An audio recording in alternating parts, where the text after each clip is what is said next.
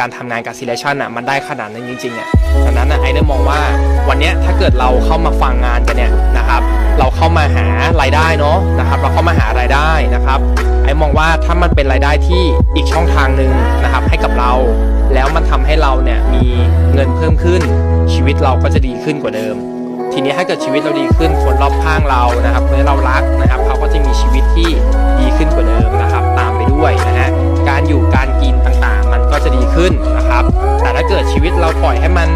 คาราคาซังอยู่แบบนี้นะครับจะเงินที่มีก็รอรับแต่เงินเดือนประจำนะครับกับค่าจ้างที่ได้รับมาซึ่ง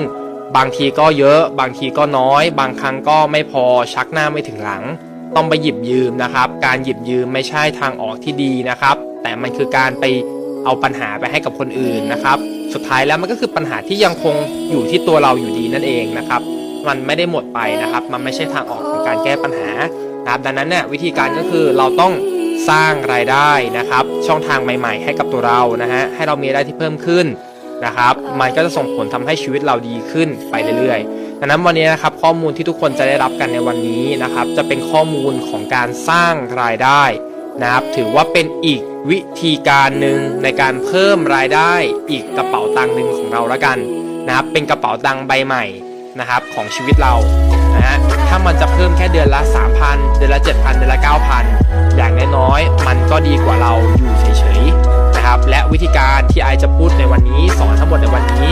นะครับที่ทุกคนจะได้รับในวันนี้นะครับไอมั่นใจมากว่าไม่มีใครแม้แต่คนเดียวที่ทำไม่ได้เพราะถ้ามีแม่ๆอายุ60กว่านะครับบางคนเกือบจะ70แล้วนะฮะสามารถที่จะมีรายได้เกิดขึ้นจากการทำงานตามวิธีการที่ไอได้พูดไปทั้งหมดนี้นะครับซึ่งทุกคนทำแบบเดียวกันเขาสามารถสร้างรายได้ได้เดือนหนึ่ง 50,000 บาท 70,000 บาทแต่นะไอมองว่าคนที่อายุน้อยกว่านั้นหรือแม้แต่คนที่อายุเท่าๆกันก็ย่อมทำได้เช่นกันครับต่อให้บอกว่าวันนี้มีคนมานั่งฟังไลฟ์ไออายุ80ถ้าเขาสามารถที่จะฟังไลฟ์ไอได้ในวันนี้เขาทำงานเองเป็นแล้วครับนะเพราะว่าการเข้ามาฟังไลฟ์เนี่ยยังยากกว่าวิธีการที่ไอจะสอนในวันนี้ด้วยซ้ำไปนะครับดังนั้นเนี่ยทุกคนนะฮะที่จะได้รับข้อมูลในวันนี้นะข้อมูลในวันนี้นะครับทุกคนจะสามารถทำตามได้อย่างแน่นอน 100% นะครับและไม่ต้องกลัวว่าจะทำไม่ได้นะครับพอฟังไลฟ์ไอจบแล้วนะครับหลังจบไลฟ์มันก็จะมีการสอนงาน